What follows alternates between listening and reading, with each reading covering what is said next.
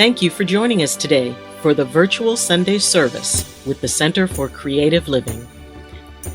CCL, a charter of the Universal Church of the Master, has served and supported the spiritual needs of its community here in the Bay Area for over 20 years.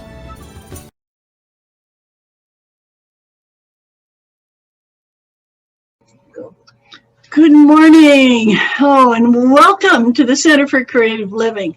I'm the Reverend Doti Boon, and I am so excited about having you here today on Valentine's Day. Oh, is your heart beating a little bit faster? Did you kiss the one you love? If not, if the one you love is across the country, call them. You could text them. Yeah, you can write them an email with lots of hearts. But do something to let people know that you love them. One of the greatest gifts we can give our friends, our children, our loved ones, our lovers, whoever, is the absolute, genuine, I love you. It starts your whole day. It is so exciting. And I want you to do that. If you haven't done it already, there's still time. Yes, there is. Their day is still young to say Happy Valentine's Day to somebody. Now, today, our wonderful Reverend Joan Stutes is going to be talking about your love budget. I'm not too sure what it is, so I'm certainly going to be here so I can watch just like you can to what our wonderful Reverend Joan has to say. And then next Sunday, Sean Imler is going to be speaking. Now, if you haven't heard Sean speak, he's such a good person to talk about spirituality, metaphysics, and really get down to what we can do to help ourselves. I know you're going to be enjoying him. And there are a lot of people right now that are going, oh, it's raining. Don't. Just say, yay, it's raining. I once wrote a book called Michael the Raindrop, who said that raindrops stopped coming down in San Jose because everybody complained about the rain. Well, we know that our mind is incredible. So as you think about the moisture out there, encourage it. Tell it, yeah, we need some more rain. It's really important that we get that. Now we're going to have a prayer and a message. We're going to have our speaker. We're also going to be having a wonderful video look at what makes love in the land, and a meditation song by our Reverend Janet Childs. So many things are happening. Now, Friday night, we had a memorial for our wonderful Annette Aiello, who passed last month. Well, it was last year. And we had people from all over the country show up on Zoom. And we heard from Iz. I know many of you have heard Iz sing Somewhere Over the Rainbow. It always makes me cry. But we did. We talked to Annette in spirit over the rainbow. Now, if you haven't had a chance to say your goodbyes, please do. We know that Spirit hears us, and I'm sure Annette's listening. Can you do that? Thank you. And I want to thank you very much for tuning in to the Center for Creative Living. And if any of you didn't get your tax statement from your charitable donations to CCL, please let us know. Will you do that? Call Corky, Reverend Corky Whitaker, at 408-220-5779 and say, I didn't get my charitable statement, so that I can take it off my taxes, the wonderful donations I've given to CCL. Thank you very much for watching. Good morning, everyone. I'm Reverend Ann Corbin, Associate Pastor at the Center for Creative Living, and I am pleased to bring you this morning's message and opening prayer. Happy Lunar New Year! Gong Hei Fat Choi, which means wishing you a great happiness and prosperity. The Lunar New Year is a holiday that marks the first new moon of the lunisolar calendar, which is the calendar traditionally used in many East Asian countries, including China, Vietnam, Singapore, and South Korea. Legend spoke of the wild beast Nian, which is also the word for year, that appeared at the end of each year, attacking and killing villagers. Loud noises and bright lights were used by the villagers to scare the beast away, and thus the Lunar New Year celebrations were born. That's why you hear so many firecrackers and you see so many fireworks shows during this 15-day celebration. The 15th day of the new year is known as the Festival of Lanterns, and it marks the end of the Chinese New Year or Lunar New Year celebrations. All types of lanterns are lit throughout the streets, sent up into the sky, sent through down rivers, just gorgeous display of lanterns. Also, poems and riddles are written for entertainment, and of course, there's the dancing dragon performances. I wish I had been able to see a dancing dragon performance in Chinatown, and I hope to get to see one someday soon. By the way, the dragon is a symbol for good fortune. So each Lunar New Year corresponds with an animal from the Chinese zodiac, and it consists of 12 animals and cycles throughout the 12 years. 2021 is the year of the ox, and that's the second sign in the Chinese zodiac calendar. You were born in the year of the ox if you were born in any of these following years: 1913, 25, 37, 49, 61, 73, 85, 97, 2009, or 2021. There is an additional 5-year cycle relating to the 5 elements: earth, fire, wood, metal, and water, which means there's a 60-year cycle between the elements and the zodiac signs.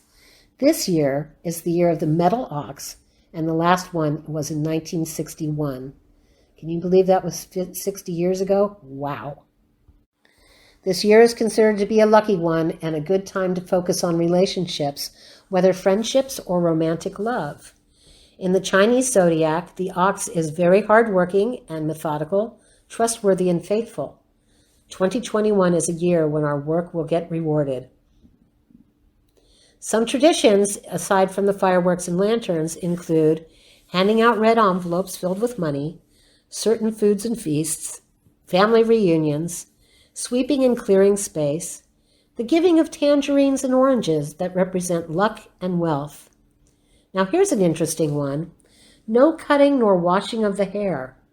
Hair is the same as the first character in the word that means prosper. So washing or cutting the hair is like washing away or cutting off that flow of prosperity. Also, no cutting of noodles. Noodles symbolize a long life, so it's considered to be bad luck to cut them before or while eating. So slurp away. This is a great year for love, and if you're thinking of starting a family in 2021, this is the ideal time. They say that marriages starting in the year of the metal ox are supposed to be durable and happy. This could be the year for finding a soulmate. Speaking of love, this last Friday evening, I attended a Zoom memorial service for our wonderful Reverend Annette Aiello, and many of you were there as well. So many people gathered to express their love for Annette, who was a faithful friend, a wonderful healer, and a giver of unconditional love. Being with everyone reawakened my feeling of love and gratitude for life, my friends, my family, and my Creator. We have all experienced a lot of loss in the last couple of years, and yet our love carries us through, and that is the one thing that never dies. So close your eyes and take in a nice deep breath. Breathing in love, light, prosperity, good health, and anything that brings you joy. Hold on to that for a moment, and then breathe out, releasing anything that is not serving your greatest and highest good, setting aside all those worries and troubles into an imaginary, virtual basket by your side.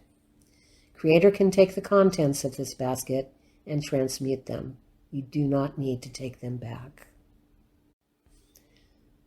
Dearest Mother, Father, God, dearest Creator, thank you for wrapping us in your loving golden white light, surrounding us with the joy and gratitude for our existence and for all life. Thank you for this beautiful day as we gather together, physically separate, yet close in our hearts and souls. Thank you for the opportunity to celebrate holidays from all around the world, so we can see the similarities in all traditions, and you show us that we are all part of the human race, living together as one. Thank you for your continuous flow of love, awakening all that do not know yet of this oneness, for through you it will be found. Thank you for the love in our lives, the love for ourselves, for our friends, for our families, and for you. Thank you for always reminding us that we are unconditional love, because we are connected to you, Creator. We are grateful that you give us all the resilience that we need to get through these challenging times as we still ride the wave of this pandemic. We know you are protecting us and keeping us whole. Thank you for blessing all those that put others before themselves. Our first responders, police, firefighters, nurses, doctors, delivery drivers, grocery workers, and so many more. Thank you for volunteers.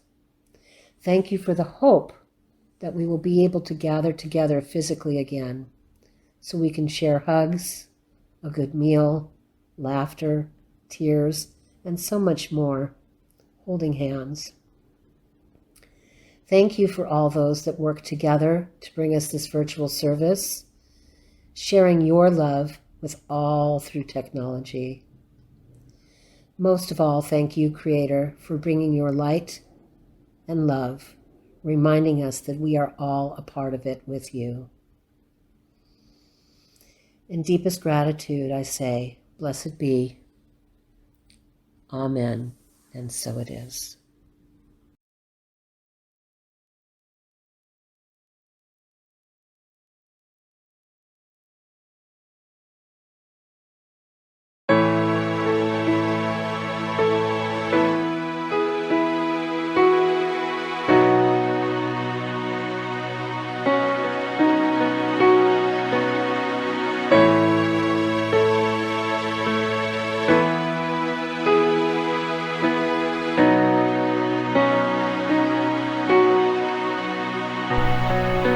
The beauty of your smile transforms the world around. To hear your laughter rising up is a song of a beautiful sound. The beauty of your smile transforms the world around. To hear your laughter rising up is a song of a beautiful sound. Just wanted to give you my love, give you a great big hug. I appreciate the things you do for me, all the words you're nice to me. Just wanted to give you my love and give you a great big hug. I appreciate the things you do for me, all the ways you're nice to me.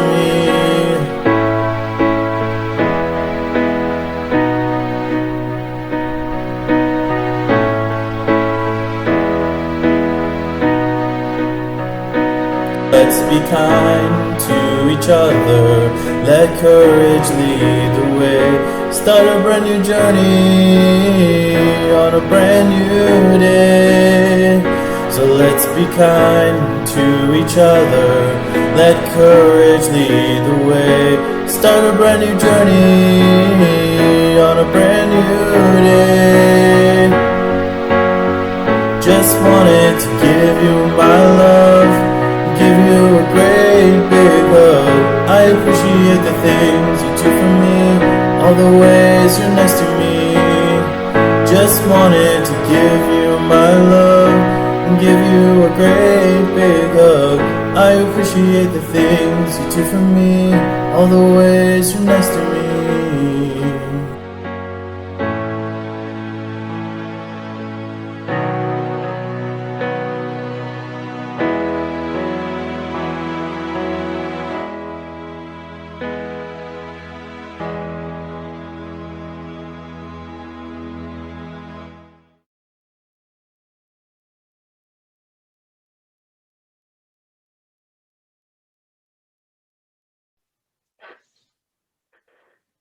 Good morning. I am so happy that you're here with us to help us celebrate Valentine's Day, the Day of Love. You know, the Center for Creative Living is a community of widely diverse people, all of whom love to get together and exchange hugs and greetings and love. And we're looking forward to being in our regular meeting place soon. Do I know when that's going to happen? No, I don't. But it will happen, and I'll be there to greet you. So today the topic is the love budget. And as you know, I'm in the financial services business, and I work with people in sorting out their money, spending money, and saving money, and creating giving money, because regular giving brings a regular income. So I work with them on budgeting their money. And today we're going to talk about budgeting love. And the first thing I want to talk about is Mr. Rock, my friend, who lives on my desk and greets me every morning. And we have about a 2-minute love fest where I love Mr. Rock, even though he has some dark mossy spots in his inside there. But he's a crystal, you know, and crystals are alive. And so he loves me and I love him. And we have this nice love exchange for about 2 minutes. Sometimes I carry him around in my pocket, and sometimes I hold him during the day just to feel that love. But that's the love that he can give, and that's the love that I'm willing to give him, my friend, Mr. Rock. So today we're going to talk about the 5 languages of love. And then we're going to talk a little bit about sex, not too much, but just a little bit. And then we're going to talk about how to journal for love.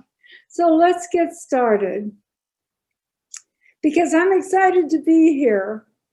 All right, the 5 languages of love.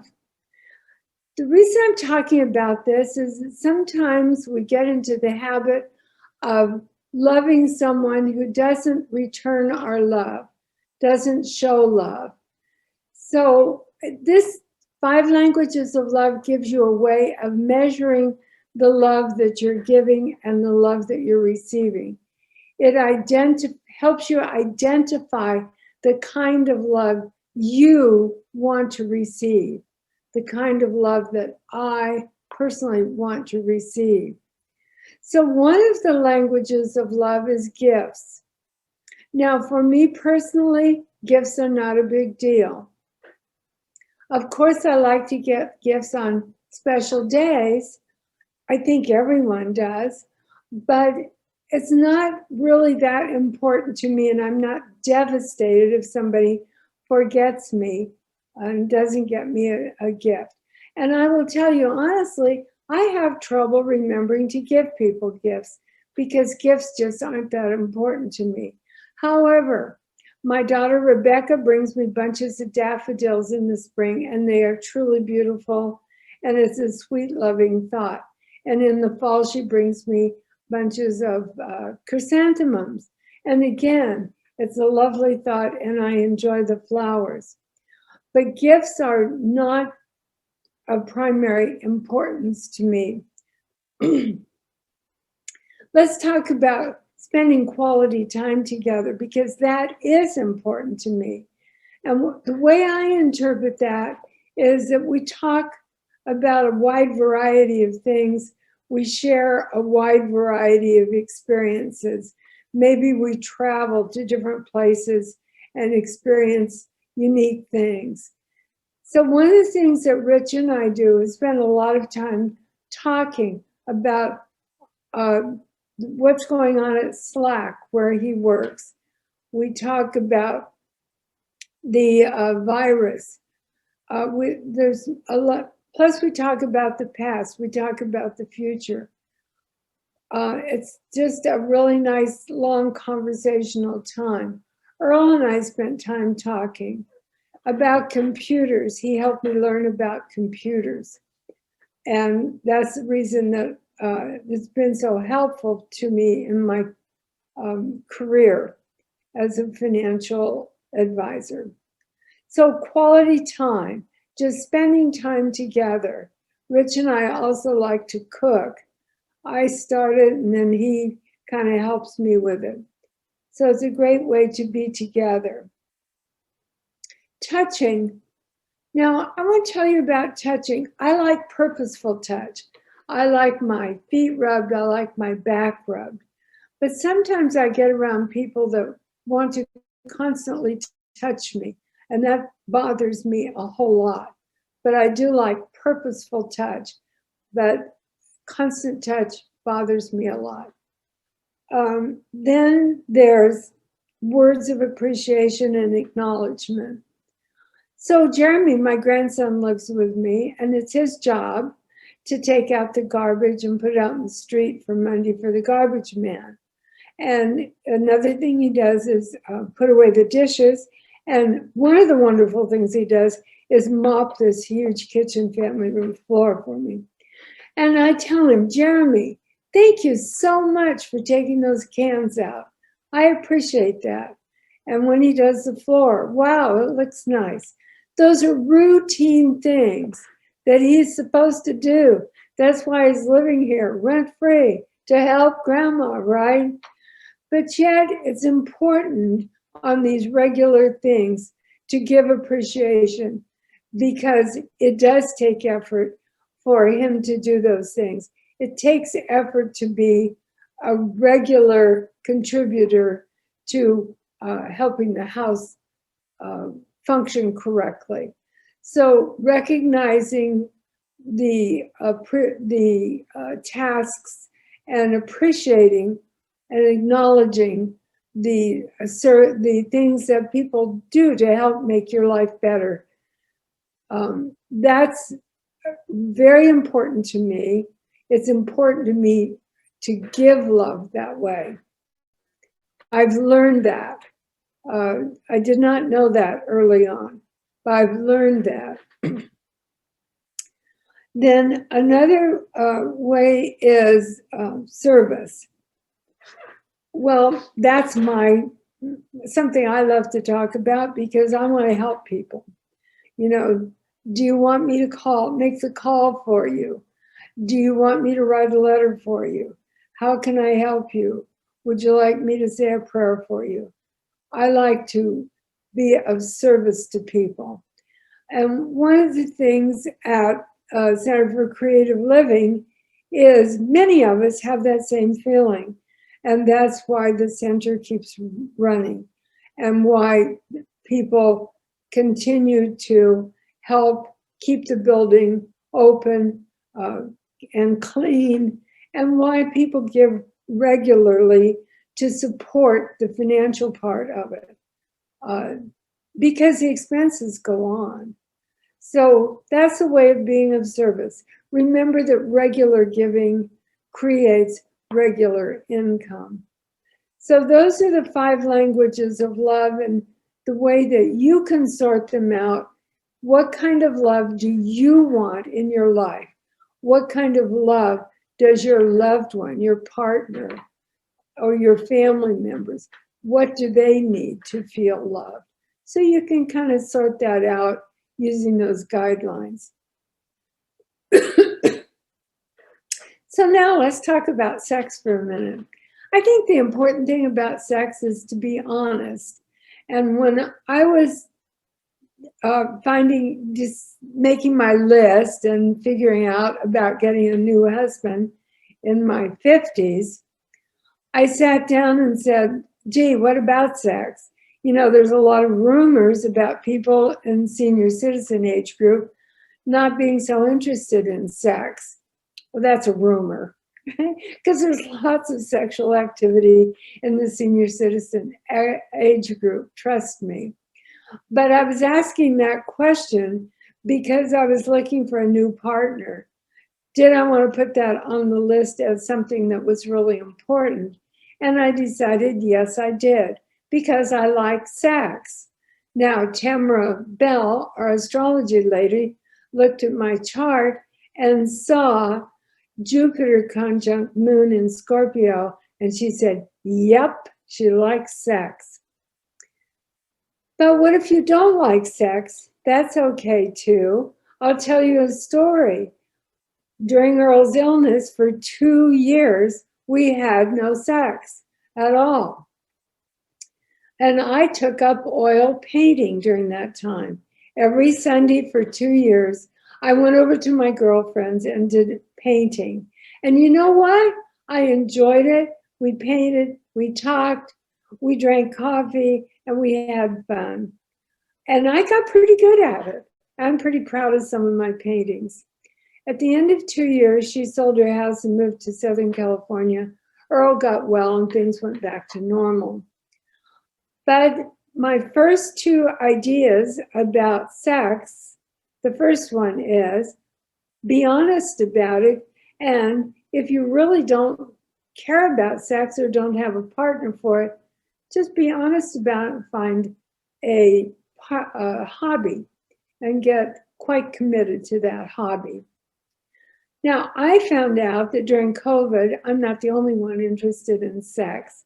As a financial advisor, occasionally I look at the industries that are surging in profitability. And I found out that the sex toy industry has had a bang up year during this COVID experience. It's been very profitable for them. So my first 2 ideas is, number 1, find a hobby. If you are not interested or don't have a partner for sex. And number 2, you might want to explore the pages on the websites on sex toys. You will be amazed at what you see, or I should say, you may be amazed. Okay. John and I were young and had no sexual experience when we got married. So we got a book and we read about it and we figured it out. After 5 years of being very careful not to get pregnant, we decided that we wanted to have a child. Well, it didn't happen right away. So I didn't know what was going wrong, but I went to the library and I read a couple of books about how the sperm go up and the egg drops down and when does ovulation occur, and figured out that there were certain nights that would be best to have sexual activity if we wanted to have a child. So I call that productive sex. So we had learning sex, reading a book and learning about it when we were newly married. And then we had productive sex when we decided we wanted to have a child. And I have 2 lovely daughters because of that productive sex. Then I was single and divorced. And there's 2 kinds of sex that I remember in those days. One I call sex after the party on Friday night. And you have to be pretty careful about that because it may feel good on Friday night, but may not be so beneficial on Sunday or Monday. Then the other kind of sex I heard a lot about during that time was if I go to bed with him, maybe he'll marry me. That usually turns out badly. So those 2 kinds of sex I would be very careful about and monitor carefully.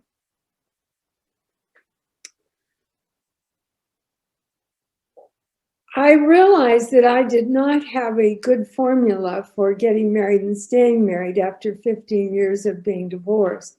So I read another book which advised talking for 48 hours before hopping in bed. So when I met Earl, we talked.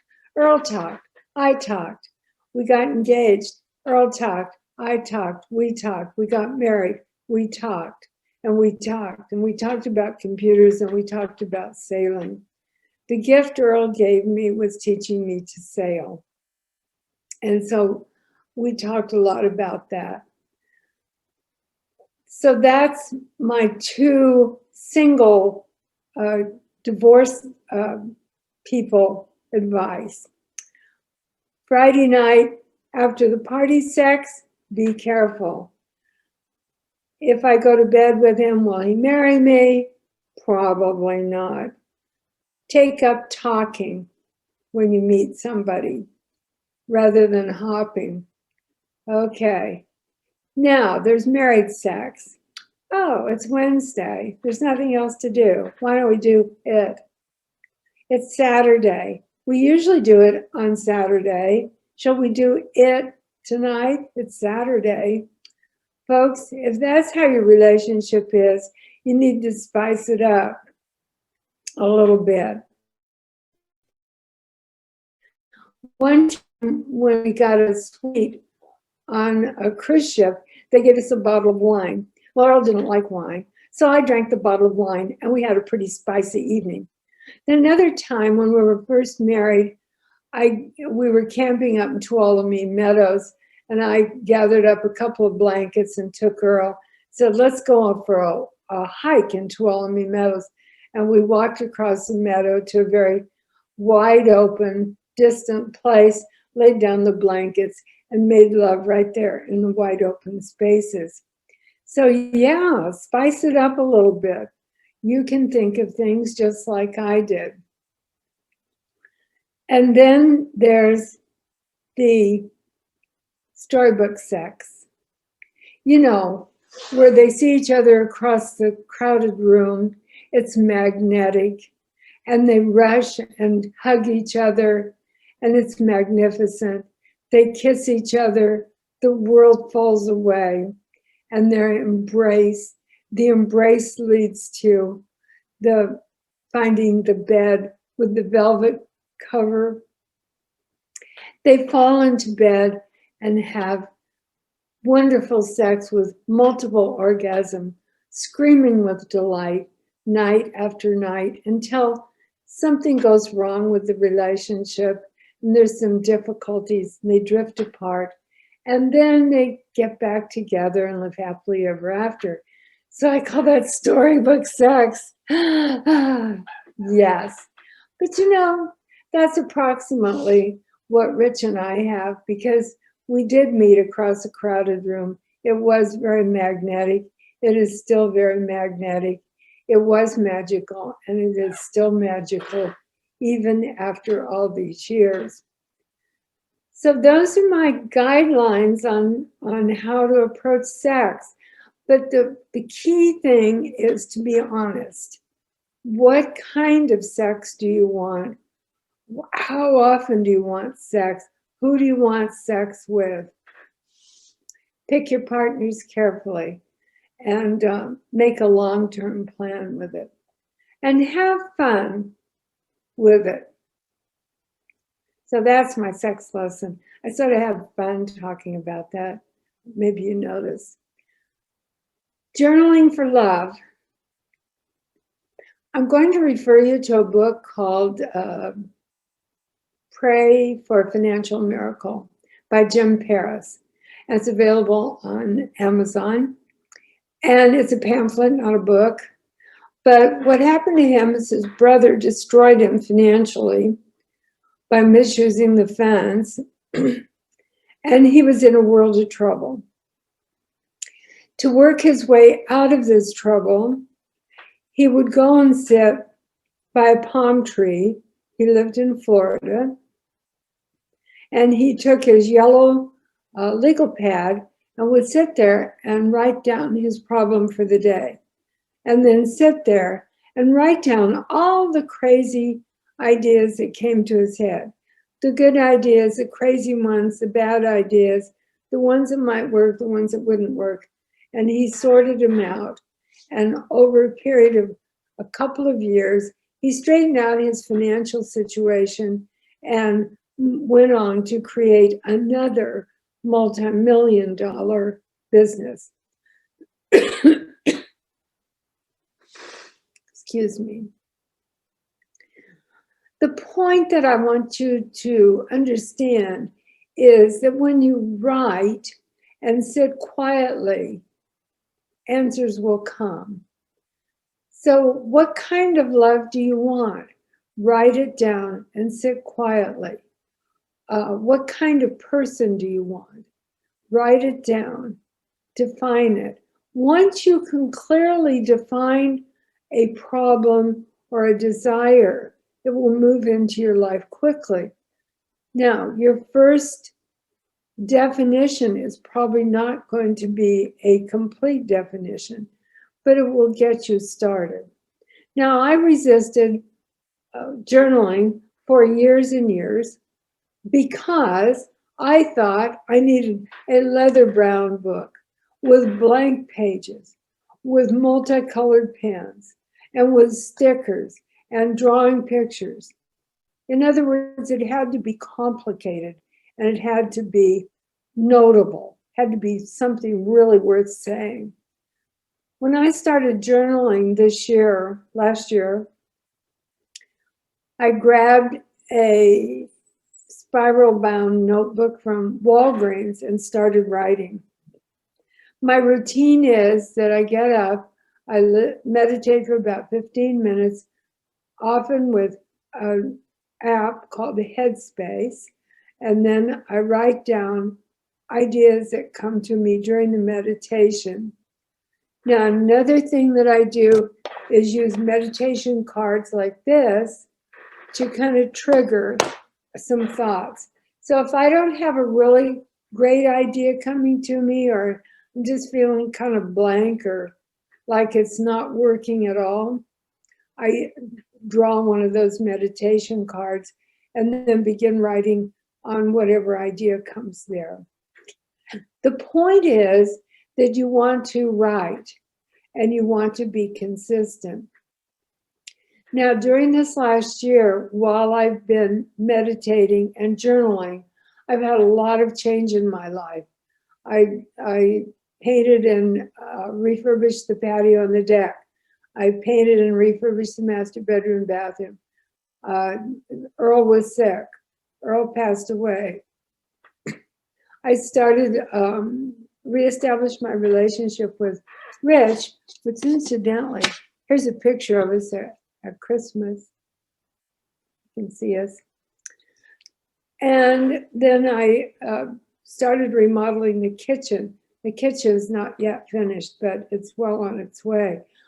And all those things went smoothly. It was like gliding through life. And what I'm inviting you to do is join me in gliding through life.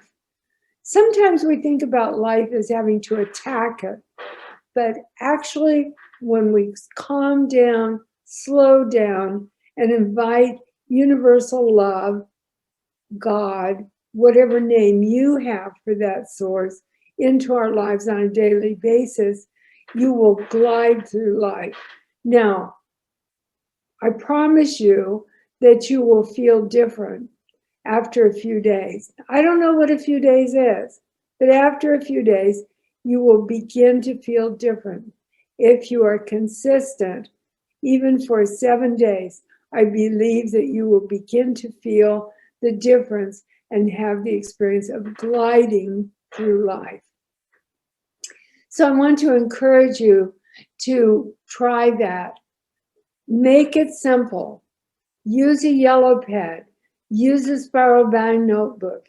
Use any old fat ballpoint pen you can find.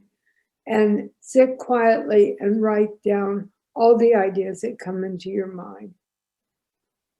I encourage that and be happy to hear about your experiences with that. So today we talked about the love budget. Where are you getting your love? How do you feel loved? How do you give love? Then we talked a little bit about sex and the different kinds of sex. Find a hobby or find a partner. But be honest about it and enjoy it and be kind of spicy. Spice it up a little bit along the way. Then the number 3 idea is to begin journaling and stick with it for a few days, but keep it really simple. I'm looking forward to seeing you in person, but meanwhile, for today, I want you to enjoy your day, to have a happy Valentine's Day, to experience love in whatever way you can today. So happy Valentine's Day. See you again soon.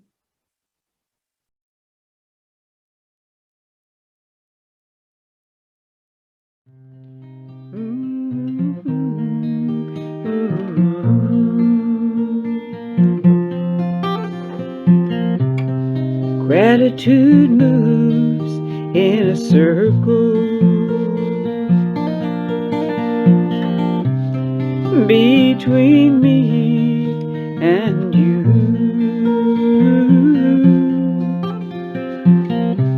Gratitude holds us together. Ooh, gratitude is the glue.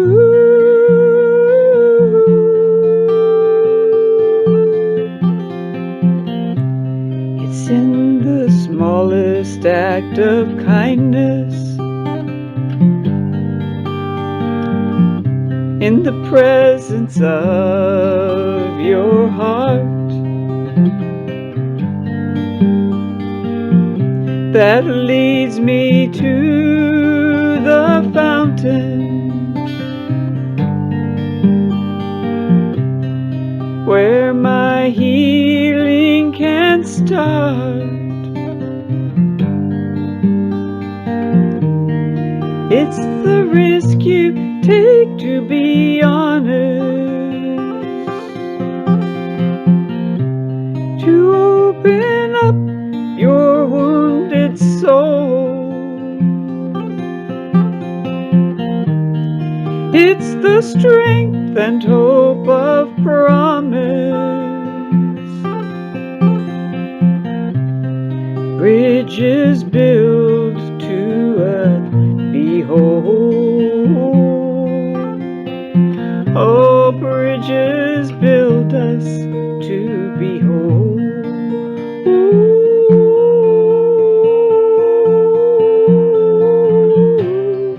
I will always remember. I will never forget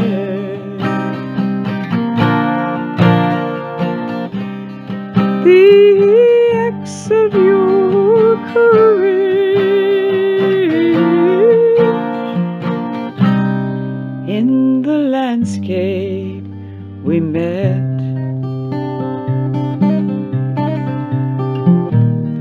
beckoning forth the power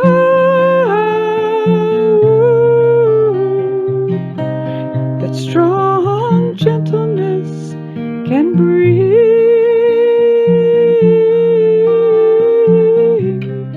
calling to the essence of this world song we sing.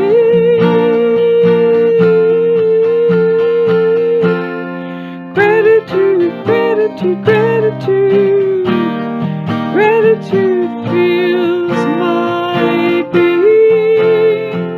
Gratitude, gratitude for each moment you have given to me.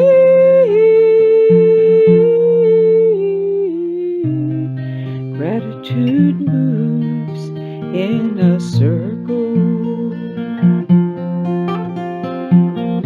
Oh, between me and you.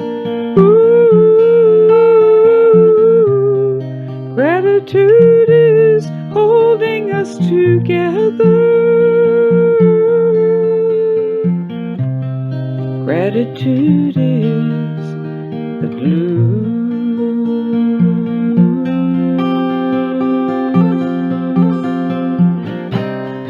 Beckoning forth power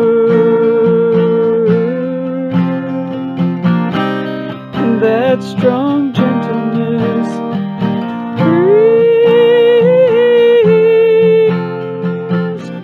calling forth to the essence of this world song we sing. We sing, you have given to me.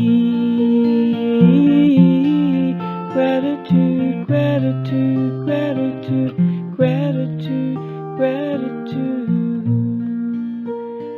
Ooh.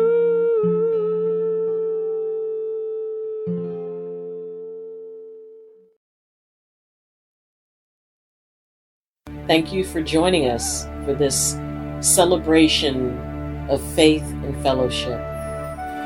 We'll be back next Sunday, and for those of you, if you have any questions, comments, or concerns, you can leave them in the comments section. If you appreciate this video and the work that the Center for Creative Living is doing, please press like on the video. You can share the video, and also please subscribe, because that will help this community and the church grow. Remember, in these difficult and challenging times, the opportunity to give and support an organization that has done so much for the community is tremendously important. Please help the Center for Creative Living continue in the wonderful work that it does. We will make it through this. We will be stronger for it. Our faith will carry us. Be blessed, be safe, and have a wonderful week.